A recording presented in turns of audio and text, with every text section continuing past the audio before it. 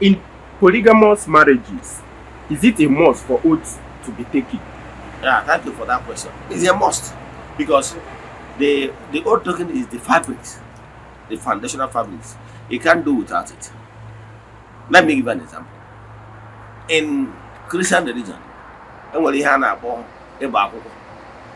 Ịgba akwụkwọ a ebe a that is where they took oath that for better for worse n'ogige. Ntị ọ dị. Adọ ya bata nwaanyị ọbụla iji wee je gba akwụkwọ ga-ekwechiri na that oath ahụ na-ete ekiri. Mana ọ bụrụ na polygamy, he ga-eme from the first one.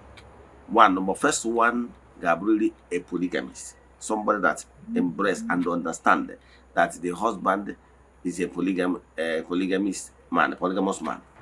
Now, for that reason, Ogabo only made him embrace that they are willing, he accept co-wives. Now, after that, it will any oath taken. Oath to claim with the process. I won't be interested in going the process. The chart is going the process. I give you any, and we can perform the ritual. Now, your compound. Now, he gave me in the open. And I say, I told what they say me. And I go, only thought in the end, in the hand of this oath. And when nowhere co-wives here, the Ama Bony of us and the Ama Bony of us. And they got forgive with the Lord of the family. Nanya. Eh?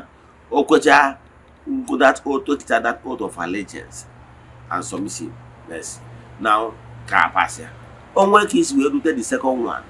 You take another oath again. That will include the first one and the second one. You officiate it. Then, if the wedding is and the third one is coming, all of them will be involved.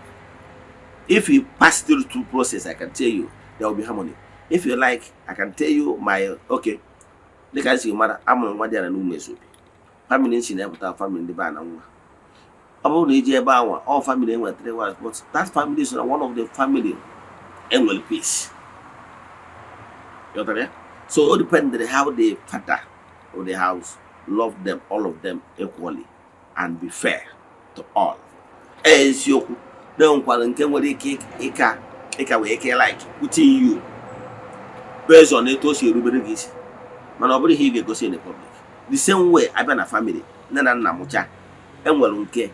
Based on Kanaki, Louis, one equal.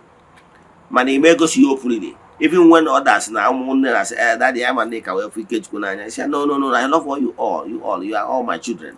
You may put that. My lip down you, Emma.